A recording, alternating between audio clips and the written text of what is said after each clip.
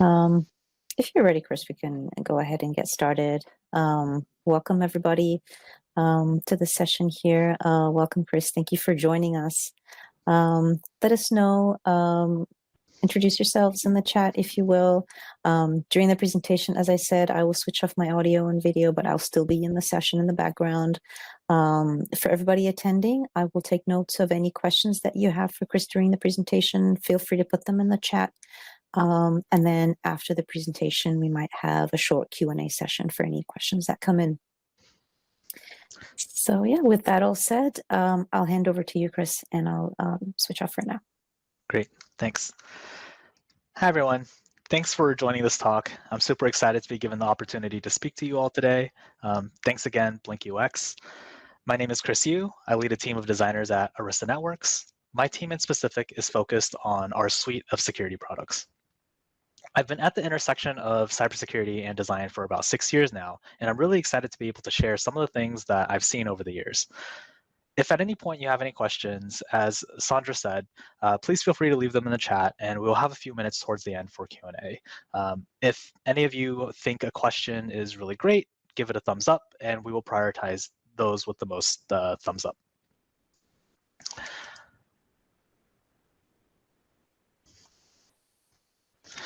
Let's start off with why you should care about cybersecurity as a designer. Well, I guess the first question I would ask is, how many digital services do you think you use daily? Maybe your email, maybe Netflix, maybe a few other streaming services, perhaps a few social media platforms, maybe even a Fitbit app to remind you that you shouldn't sit all day. Now I want to ask, how many services do you think that you'll use in your lifetime?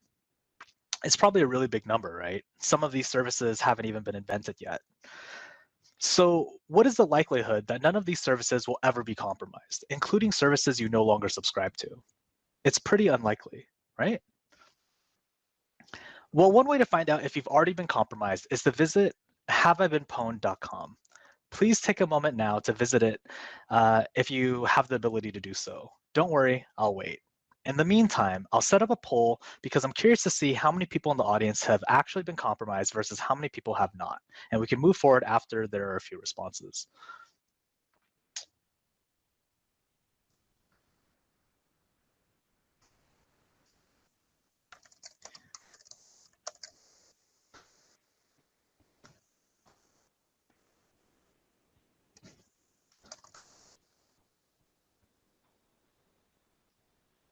Okay, and I just published the poll.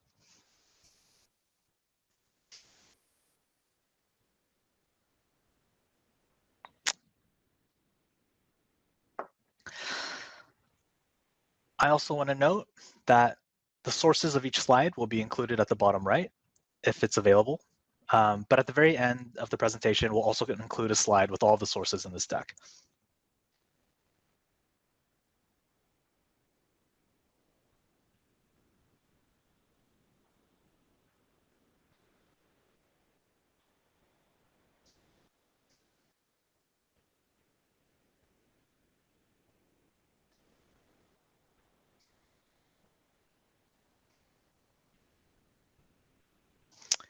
Oh, wow. So it looks like people that are joining now, we're still, we have a poll up. So if you go to polls, you can participate, go to haveibeenpwned.com.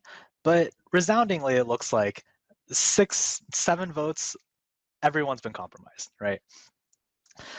I think that should demonstrate the point that it's very likely you've already been compromised. Now, don't freak out.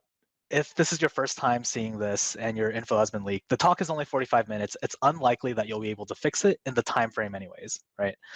And if you're one of the lucky few that haven't been pwned, just wait. It's only a matter of time. One of the biggest reasons to care is that we are not just designers, we are also consumers. And because our digital services will accrete over time, the chances of us being compromised are very, very high. For those of you that have been compromised, I want to commiserate with you by sharing my own security compromise story. You see, when I was younger, I used to play this game called Neopets. And for those of you that don't know, Neopets is a Flash-based website that has games and virtual pets.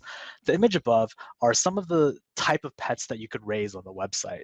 Think Pokemon, but in order to nurture and grow them, you had to play a lot of mini games. Admittedly, some of these mini games were just straight up gambling simulators. Now, I haven't touched that service since I was perhaps 10 years old.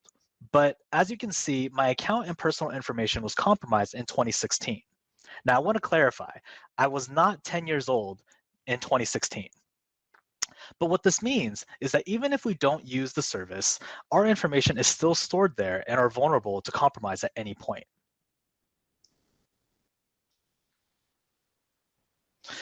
Another reason you should care is because a lot of hackers are already using design thinking to infiltrate systems.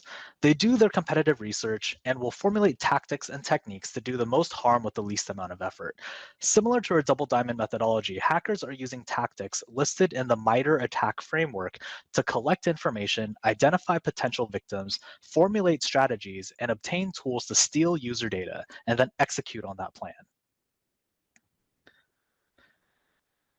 Another concern is the lack of cybersecurity professionals in general. We often refer to cybersecurity as asymmetrical, meaning that one side only has to invest modestly to achieve gains, while the other side must invest heavily in order to maintain an adequate defense. Imagine there is a known exploit for some minuscule piece of code. This piece of code is so minuscule that it's often bundled with other software. Once this exploit is known to criminals, a single individual can attack multiple organizations simultaneously.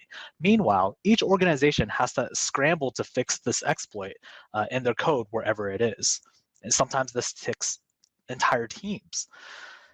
This is exactly what happened in Log4j, which is a logging application. This exploit, once discovered, was really difficult to remediate because most organizations didn't know what software utilized Log4j and where it was being used. And unsurprisingly, these campaigns occurred right around Thanksgiving and Christmas of 2022, where workers are often on vacation and online shopping spikes in volume. The canonical saying amongst cybersecurity professionals is that we have to be right 100% of the time, but criminals only have to be right once. In recent years, we've also seen the emergence of other tools such as malware as a service, or MAS. This is a MAS application called DuckLogs, which is a cloud-based application that runs hundreds of scripts that target thousands of applications, or rather, the exploits of these applications, hoping that their victims haven't updated their software to the latest version, etc. Some of these scripts log keystrokes, other scripts crash the whole computer system. And I have to say, this is a pretty slick UI. On the top, they have aggregated metrics. On the left, they have recent updates. And on the right, they have a leaderboard with victim counts. They have gamified their experience. And it's it doesn't look too shabby. Maybe they got a certificate from General Assembly or something. Can you imagine what an amazing portfolio piece this would make? A real world product with real world impact, measurable KPIs. But you should care about this because what this means is that hackers are now transitioning to a distribution model. This allows them to be the middlemen that distribute the tools necessary to perform harm to anyone seeking to do harm. As you might suspect, there are many people out there that are seeking to do harm. Just read YouTube comments. But oftentimes these people lack the technical expertise to do it themselves, which means cyber attacks as an industry is evolving and their business model is maturing. I also want to take the time to expand on the language that I'm using in this deck. Hacker is a fairly common known concept, but often alludes to the sole individual, some sort of like kid genius in their basement, right? In reality, these are often criminal organizations or government entities that are working in precise coordination and coordinate efforts to plan and design campaigns. For the purpose of this presentation, I'll continue to use the term hacker, but it's because it's more commonly known. At this point, I hope I've convinced you that cybersecurity is at least mildly worth paying attention to. My intention is to not sensationalize our plight or to fearmonger. My intention is to inform you that the fact cyber criminals are scaling faster than our security organizations, and cybersecurity cybersecurity should be a shared responsibility for all product people, not just security professionals. So I want to transition to understanding what hacking really means, and I'm not talking about the technical definition. Because oftentimes, hacking in movies looks something like this. It looks like a white man in a hoodie, maybe with a mask, maybe with like a Matrix desktop wallpaper on their laptop. This stereotype has largely misled audiences to who hackers really are and how they primarily operate. This depiction also makes the industry sound a lot more sophisticated and complex than it really is, so it dissuades people from joining the cybersecurity industry. I hope I'm not dating myself with this meme, but this is an image often used to describe form versus function. It illustrates how humans will always choose the path of least resistance. Cyber criminals are no different in that regard. We often design and put safeguards in our products to secure our users, their data, etc., from cyber criminals so that they cannot enter our products illegitimately. But most of the time, these safeguards are completely circumvented because it's much easier to go directly to a user to steal their data and enter your product legitimately. This is why phishing attacks are still the highest form of data breaches because of how well they scale. This chart is taken from Verizon's Data Breach Investigations Report, which samples security breaches and incidents ranging from 2000 to 2022, with a focus on 2022 to surface emerging trends and patterns of cyber attacks. In 2022, 82% of breaches involved the human element. Here, the categories on the left represent the different types of social engineering tactics, and the x-axis represents how frequently that tactic was used compared to the rest of the social engineering tactics. Phishing, as you're familiar, is when there are email campaigns sent hoping for some sort of response, like, hey, I'm the Prince of Egypt. Please send me $3,000 and I will return your investment by tenfold. But a new form of phishing is pretexting, or pretending to be a company or some other false pretext to legitimize their ploy. According to Verizon, only 2.9% of employees may actually click on phishing emails. But in the report, it also notes that in Verizon's data breach in 2022, there were 1.1 billion personal records breached. Now, if we assume that all of those personal records were emails, 2.9% of 1.1 billion would be 33 million accounts phished, akin to successfully phishing every person in Peru. At the end of the day, hacking is a business, and the currency of this business is data. And the easiest way to receive data is through social engineering. So in short, this is the reality behind data breaches, that the majority of hackers will utilize social engineering to manipulate our end users. And you must be asking, what is social engineering? Well, social engineering, as I define it, is the science of manipulating human behavior. Here you can see Mr. Bean using misdirection by coughing in his hand to sneak a peek at the correct answers from his fellow test taker. It's pretty ingenious, but I'm going to transition to the next slide, which is less humorous, but also relevant because it impacts a member of our own design community. I will read you their story. On August 5th, I got an email invitation to interview for a remote product design manager position at Splunk with my university email. I repeat, my university email. It states that I was fast-tracked to it in the interview because my AngelList profile shows my skills and experience would be a great fit. I scheduled an interview with the alleged Splunk HR member. I even looked at their profile to make sure that I was talking to a real person from the company. After the Skype chat, I was told to be online on Monday at 10 a.m. for updates. On Monday, I received the offer and a request to fill and sign the employment contract, background check authorization, direct deposit form, i.e. bank credentials, and a copy of my driver's license, i.e. identity information. Later that week, I had a chat with the alleged CIO of Splunk who briefed me on the equipment situation. I was told that I would be given company funds to purchase an iPhone, an Apple Watch, and Microsoft Office. The finance department will send me the company account information to purchase these items. A few days later, I received the information regarding the bank account and successfully linked it to my card. I then went to the Apple store and purchased the equipment as instructed. I was told to send the equipment to their IT team so they could install all the software they needed for security purposes. I went to the UPS store the same day and sent off a package via next day shipping. While driving home, I felt uneasy, so I called my friends and family to consult my suspicion. And one friend recommended that I reach out to HR employees at Splunk on LinkedIn just to be sure. An HR employee confirmed my suspicion, and I immediately called UPS to cancel my shipment, froze my credit card, and reported the identity theft incident to the FTC. I'll end her story here, but I want to point out a few things. They used real usernames to legitimize their pretexting. They sought out, that's sort of the first theme, and will continue to be the theme. The second theme is they sought out vulnerable targets, in this case, an aspiring designer looking for a new role. And then the third very common theme that we'll see again and again over this deck is that they're using unfamiliar workflows, in this case, an interview and onboarding process of a completely new company. This is true for our remote environments. Many of us don't really know what the onboarding process of any of these companies look like. This is key for people that are trying to exploit this misinformation or this unknown. So you must be wondering that these tactics almost sound dun dun dun, designed, right? Doesn't design sort of feel like social engineering? After all, our roles are to manipulate human behavior too, often pushing users to increase engagement, click more buttons, or to purchase more things. And I would say, you're right. Design is a form of social engineering. I know this because ChatGPT tells me so. So now that we've qualified that you're already thinking like a hacker, how will you use your design thinking to stop hackers from targeting our systems, our products, our users? And the answer to that is you can't.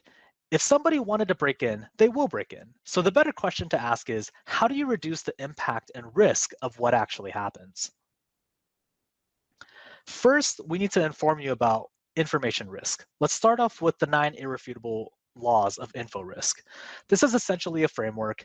I know UX designers love frameworks, so here you go. I'll take a moment, screenshot it if you want. I've also included the book on the bottom right, but again, all of this information will be on the source slide at the very end of the presentation. But for this talk, we'll focus on 3 laws in specific. And we'll start with the first law, which is information wants to be free. People want to talk, post, and share information. And by doing so, they will also increase their risk. Which means when designing, we have to make sure to design with security. We have to design with secure sharing in mind. I put an example of OneDrive's sharing modal. I particularly like the password feature and the timeout features. It makes it super easy to share securely. But what I don't like is that these features are behind a paywall. PMs in the audience, please don't put these features behind paywalls. Security should be an available resource to all users, not just the ones that are willing to pay for it, because the consequence of users getting compromised impacts all of us. I'll now transition to an example of what happens when sharing isn't done right. Once upon a time, I was working in a startup, an environment known for its fast-moving, scrappy behavior and often frugal behavior. I was designing a VR experience at the time, and I needed a really large OBJ file from OneDrive, specifically my CTO's OneDrive. He couldn't figure out how to share the file with me in a way that was secure. The file was too large to send via email, and we didn't have any flash drives on hand. Because of the time pressure, my CTO ended up writing down his OneDrive email and password so I could download it to my machine. Now you must be thinking, there surely must have been a safer way to share that OBJ file, and I'm sure there were, but time pressure makes us do funny things. Because my CTO was smart, he was using a password manager, so his password was super complex and had a lot of special characters. So many, in fact, that I took a picture of it with my phone in case I lost a sticky note, because I don't want to go back to my CTO and be like, oh, I lost your credentials. So now his super private password is stored both physically in the office for anyone to read and on my personal phone in case it gets compromised. If there are any IT people in the audience, I'm sorry. Every so often, Google will resurface photos for you to delete. Oftentimes, they are screenshots of random text or sticky notes. A year later, this photo resurfaced, several months after I had left the company. And for funsies, I tried to log in. the login still worked. But there are more copious examples of user error and poor sharing, which with much higher consequences than a 3D model. One incident in recent memory is Wells Fargo's breach. In 2017, a Wells Fargo lawyer sent 1.5 gigabytes of financial documents with customer social security numbers to a former financial advisor. This highly confidential information of 50,000 users wasn't sent with any sort of NDA or security restrictions in place. User error is all it takes for your financial information and social security numbers to be leaked. We'll now transition to law number 4, which is users just want to click. People naturally tend to click when they see links, buttons, or prompts. Malware creators know this and they take advantage of this. Which means at some point, your users will face an email like this. As stated previously, these are uninformed users, and that's their core demographic of victims. Perhaps even non-technical users, or people that don't understand the implications of info risk. In this example, we have an email using pretexting to pretend that they are part of Social Security. And because of this new policy change, their account is being impacted and they need to enter sensitive information in order to confirm their identity and respond to these policy changes. I'm not collecting Social Security benefits, but even I want to click it. However, if I was relying on Social Security, this is an even more enticing email. The email is sent with a .gov domain and a no reply address. And because a lot of legitimate emails are often marked as spam, users will often disregard this type of alert. As a side note, for designers in the audience that are not using HTTPS on their online portfolios, you should know that a lot of large organizations block these type of websites and links. Something to think about.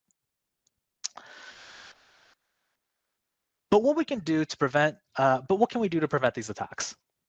As I said, the core target demographic for victims is uninformed users, and often they're exploiting unfamiliar workflows.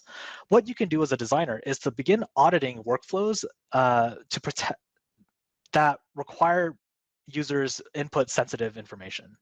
Here are 4 typical workflows that require a user to input some sort of personal information: the login screen, new account creation, password reset, and purchasing and checkout. Consider how these workflows may be used to exploit your users through social engineering. Develop marketing materials, prompts, and alerts, and copy to inform your end user of what information you will ask of them, especially in workflows that aren't performed very frequently, such as password resetting. Here's a page on Minecraft's website warning of these scams and detailing what a banned account workflow would look like. As I said before, they're targeting uninformed users. In this case, they're targeting children that are playing Minecraft. These children have invested a lot of hours and time into leveling up their account, and they have a tremendous amount of time investment in there. But they likely have never encountered what a account ban workflow looks like, or what information Mojang would ask of them in order to restore their account. I especially like this example because they provide an example of what a phishing email would look like. But oftentimes, this type of web page is done in reaction to a campaign. But there's no reason why your product can't be more proactive about informing users of these type of phishing campaigns and informing your users of these workflows before these phishing campaigns actually take place. The last law I want to cover is Law 08, which is controls create friction. Security controls can slow users and business processes by impacting system performance or forcing them to use cumbersome processes. A common phrase we use in cybersecurity is that we are the brakes that allow the car to go fast, because no one wants to be in a car that doesn't have any brakes. But oftentimes, the implementation of this philosophy feels like we're strapping parachutes to the car, which means we put so many controls in place that we ultimately prevent the business from moving at the velocity they need in order to be successful. Just like a door with too many locks, if we place too much friction, then it's the most likely scenario is that a user won't lock the door at all. Making sure that the controls we have in place don't create too much friction is key. And I want to give you an example of a workflow that I think does this very well. Let's take Nintendo Switch's eShop workflow as a case study. This is a workflow that I went through when purchasing Zelda Breath of the Wild in 2017. If you don't know, the Nintendo Switch is essentially a mobile gaming device with a touchscreen. Every time you want to purchase a new game, you need to first log into your account, which brings you to this screen. And if you don't know what Zelda is, well, where have you been for the last 50 years? There's no excuse. Now, if you're like me and you use a password manager, your password might look something like this: GG Easy Super Secure Pass with special characters, numbers, and a mix of uppercase and lowercase letters. This is a very painful experience to enter with joysticks because it requires me to shift between several different screens in order to enter all of the characters in my password. Before we move on to the next slide, I also want to note a few things on the screen. This screen is a photo that I took with my phone, because the Nintendo Switch doesn't allow for the device to actually take screenshots when a user is on the screen, which is great practice in general. The second thing I want to note is that they've abstracted the email so that most people wouldn't be able to guess what my Nintendo account is. These are great examples of designing with security in mind and understanding the physical environments an end user may actually be in while performing this workflow. This device is mobile, so often that means a user will be on the go or logging in at public spaces. In case Mr. Bean wants to take a look at my credentials, they would have a very difficult time guessing. In our remote, distributed, post-pandemic work culture, I suspect many of your users could also be in very similar environments. But admittedly, this password login sequence sucks, and it's really painful. But recently, I've noticed that they added a different login option, which is a mobile login, where you would generate a QR code and allow for you to log in via mobile. If you've ate at a restaurant post-pandemic, then you would know that this workflow is very familiar and is commonly used at restaurants. As some of you know, the new Zelda game is coming out later this week, so you will likely encounter this workflow very soon. And of course, the benefit of this is that I can now use my password manager to autofill those credentials on my phone. Security shouldn't be met with friction. Our products should begin incorporating the best security practices and make them frictionless for an end user, because the alternative to this is me compromising my security and my account by making my password easier to enter via the Nintendo Switch. I want to conclude with this last law, which is Law 09. As our technology grows, so does our obligation to do the right thing. It's important that we apply ethical values to shape the way we design, develop, and implement new technologies, essentially what Uncle Ben says to Spider-Man. Last week, there was a big security conference called RSA. During that conference, one of the common themes this year was the use of AI in cybercrimes and the abuse of SEO to boost fraudulent websites in search rankings, such as fake login pages. I strongly urge all of you to help protect the integrity of our digital services that enrich our lives. As promised, here's the slide with all the sources that I mentioned in this talk. And if you want to learn more, I'll give you a second to take a screenshot, should you choose to. If you're curious about how AI was used for social engineering, Forbes has a great article of a pretty high-profile incident where 35 million was stolen. A special thanks to Jeremiah Fellows, Janelle Wong, and Julie Mills for their aid in reviewing this deck and helping me bounce ideas around. And with this, it concludes my presentation. Here's my LinkedIn and personal website if you want to learn more about me or connect. Thank you again for your time and attention. And at this point, we can turn it over to Q&A. Wow, thanks, Chris. That was amazing. All the examples that you gave, the fake job ad was just unbelievable. Yeah, thanks for doing that. So questions are starting to roll in. We have one from Megan. Working at a cybersecurity company, what extra measures do you use to protect your teams internally? As UX designers, we often collaborate on many softwares and media or literature. How do you share and discuss research safely? Yeah, that's a great question. So how do you protect your teams internally? I think part of that is using established forms of communication, right? Like I said, when I was working at a startup, there were so many different information silos. Sometimes it would be locked away in OneDrive. Sometimes it would be locked away in Microsoft Teams and all of these different forums.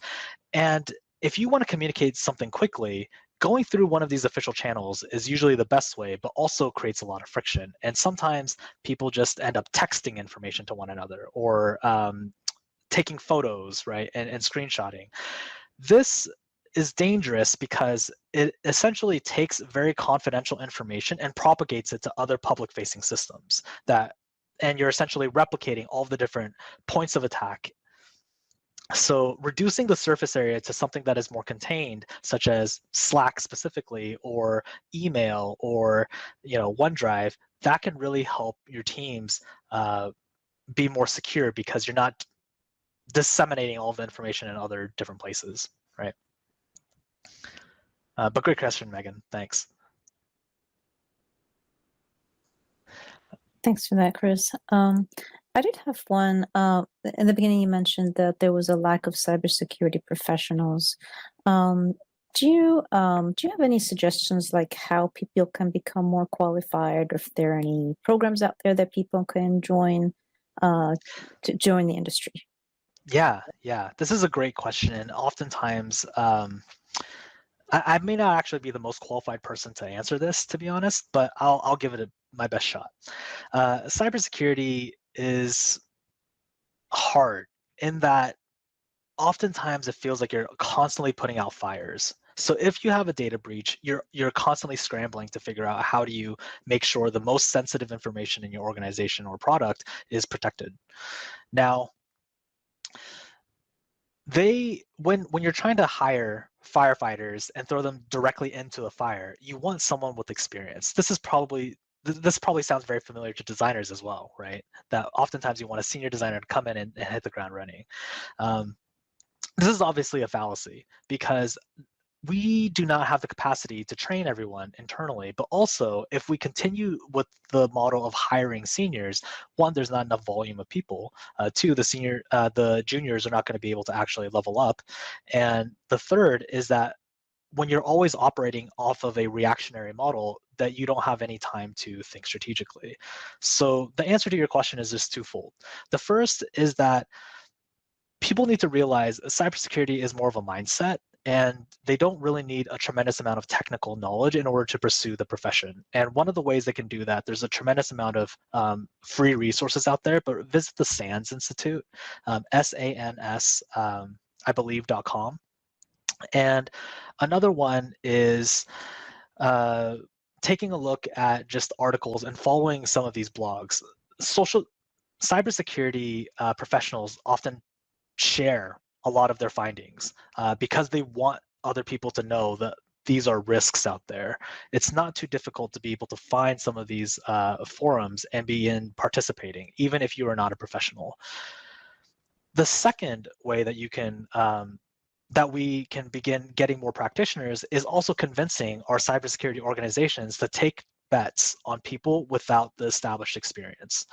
This is something that we should also do as a design organizations, that we need to begin taking bets on designers that have maybe not the most years of experience and tenure, but have the potential and the capability to actually deliver the work that we're asking them to deliver. So that's a twofold answer. Great, thanks for that, Chris. Are there any other questions in the chat? Let's see, maybe a few will come in. In the meantime, we will be going until at least 1:15 Pacific time. There will be a break after that, a 15-minute break, and the next group of sessions will be starting at 1:30 Pacific time. Just a bit about the program there. For those attending, keep an eye out for an email about how to access recordings, slides, and all that, all of the resources. Sometime either during the conference or towards the end of the conference. But you should receive an email with all those details.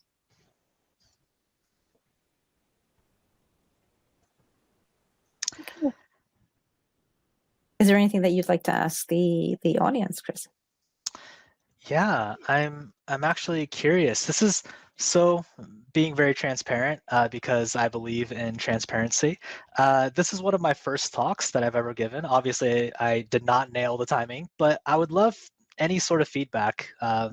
As a designer, I'm always trying to design my presentations and processes, and this is relatively new to me. So if there's any feedback on how I might be able to improve this deck or presentation, if there's anything that you noticed that potentially felt weird or wonky, robotic, please let me know. I'd love to get any sort of feedback that I can get.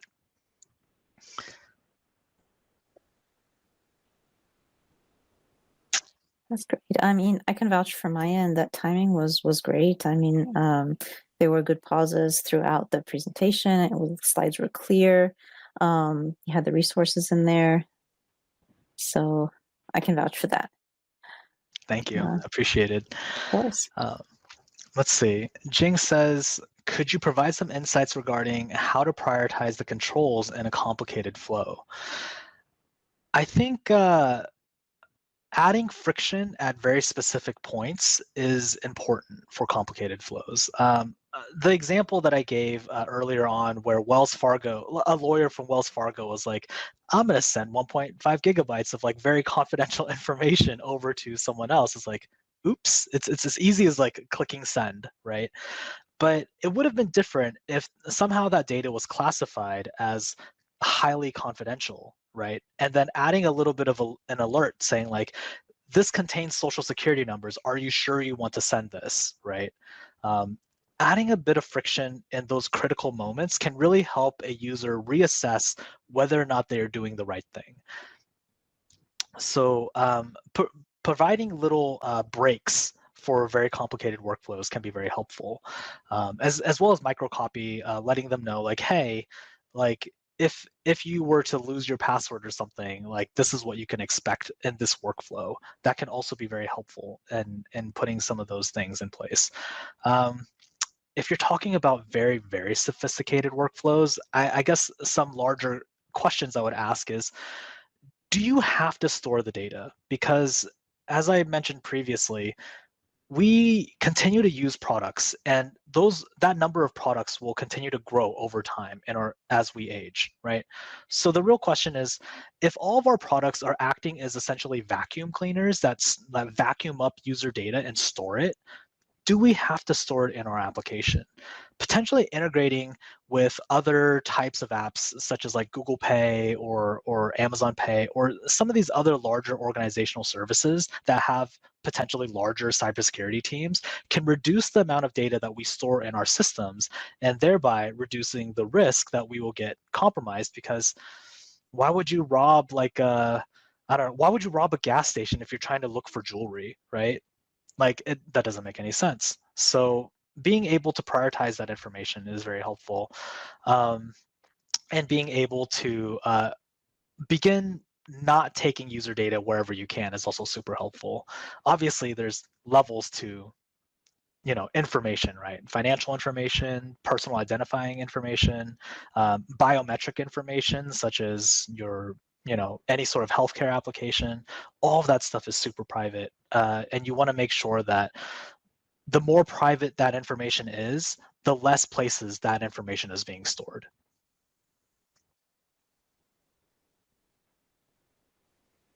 Thanks for that, Chris. Yeah. I agree, Colin. Thanks, Colin. Appreciate it. I couldn't really fit what in there, so I just kind of like truncated it a little bit, but I feel like most of you will get the idea.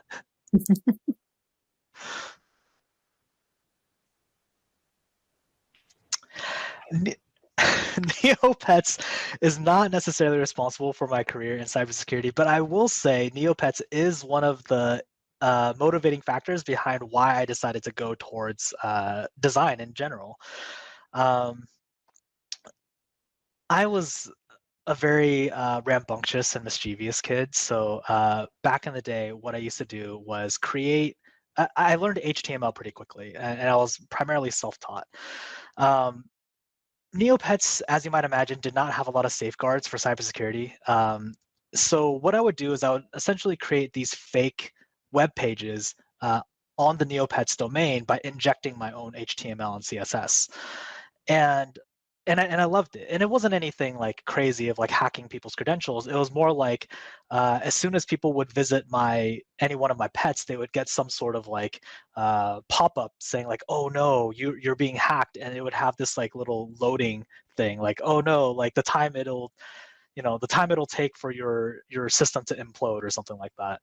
Just these small little pranks. But I figured, wow, I actually have a knack for creating these web pages and digital design. And back then, that was what UX design was called, primarily web design. So that motivated me to enter design at a pretty young age, and to ultimately make a career out of it before taking a stint in architecture.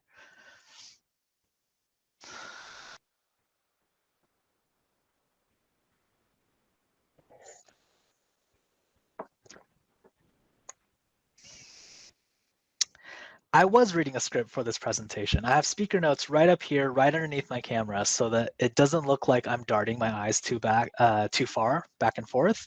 But I feel like that's sort of normal. I tried to simulate what it would be like if you were on a stage, because I imagine at these TED Talks, they usually have some sort of screen for a presenter to have bullet points. So I try not to make it too prescriptive, and instead have bullet points of large ideas. So I have a bit of room to improvise. But hopefully it didn't sound too robotic. I tried to build in the jokes into the script so it would help break up the flow a little bit. It sounded great, Chris. Appreciate it.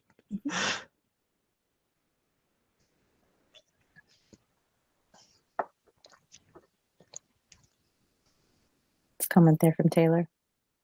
Yeah, Neopets. I really appreciate I feel like there's an entire generation of people that have experienced this, and I've seen this very frequently as well. Just like at the beginning of every architecture portfolio, they're like, my journey started with playing with Legos. And there's usually some sort of like story behind that. I feel like many people, many design professionals from our era is like MySpace, Xanga, Neopets, anything that required CSS and HTML alteration is kind of the inspiration for why we chose this career path.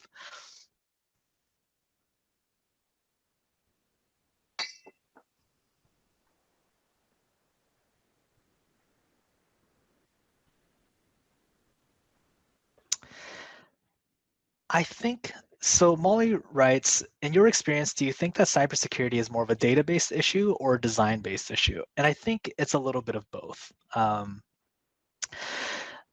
Obviously, the point that I was trying to make is that many times data breaches are the cause of human manipulation or behavior manipulation. So it's very clearly targeted towards phishing. Some examples that I can think of actually, I believe I have I think is one of these AI generated ones. So the Forbes article, it's essentially somebody using AI voice modification to impersonate a director and basically trick an employee to sending over a tremendous amount of money to a third-party account under the guise of some sort of acquisition, right? So like, hey, Pete, we need to acquire this company. We need like 35 million in this bank account. And what they've done is they were able to send an email chain going back and forth between this third-party organization and the director.